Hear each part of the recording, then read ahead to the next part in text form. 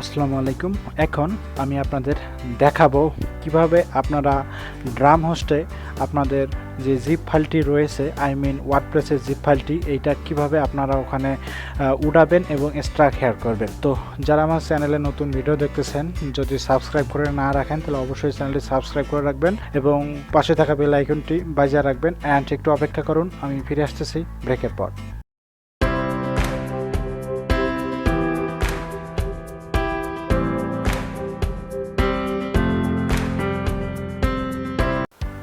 ব্রেকের পর আবারও ফিরে আসলাম। তো চলুন শুরু করা যাক।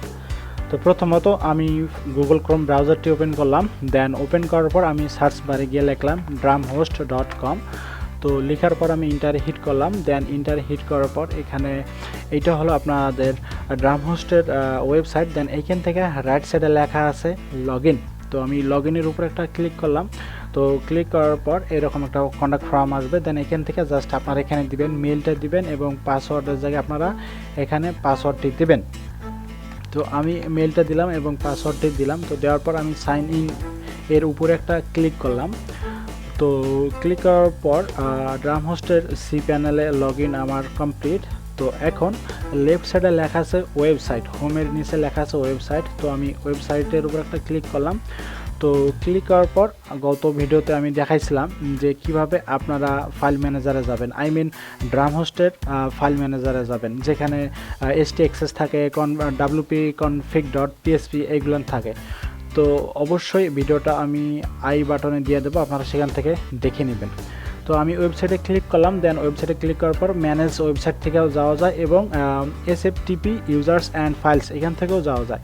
তো এখান থেকে সহজ হয়, আমি আপনাদের প্রেফার করব আপনারা অবশ্যই এখান থেকে যাবেন। তো আমি SFTPর উপর একটা ক্লিক করলাম।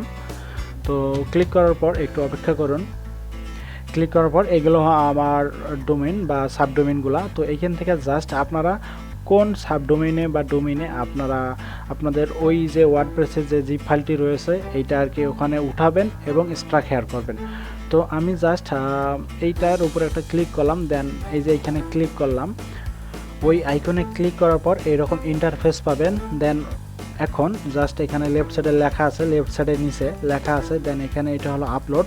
তো আমি আপলোডের উপরে একটা ক্লিক করলাম। তো আপলোডের উপরে ক্লিক করার পর এখানে আপলোড ফাইল এবং আপলোড ফোল্ডার এবং আপলোড জিপ। তো আপনারা এইখান থেকে কেউ আপলোড করবেন না, কারণ এখান থেকে আপলোড করলে হয় কি যে আপনারা যে জিপ ফাইলটি এখানে উঠাইছেন এটা আর কি এক্সট্রা শেয়ার করা যায় না।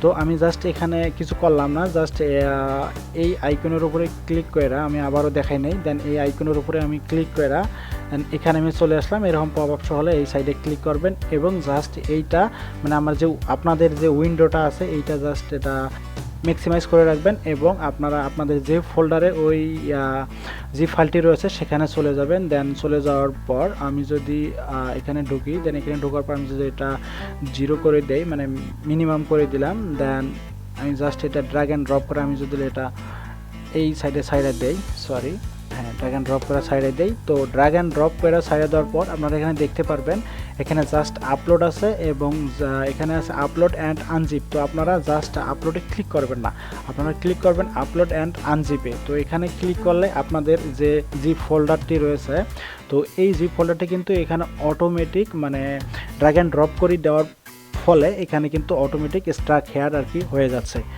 তো আশা করি বুঝতে পারছেন যে কিভাবে আমি ড্রামহোস্টে একটি জিপ ফাইল উঠাইলাম এবং এটা আনজিপ করলাম।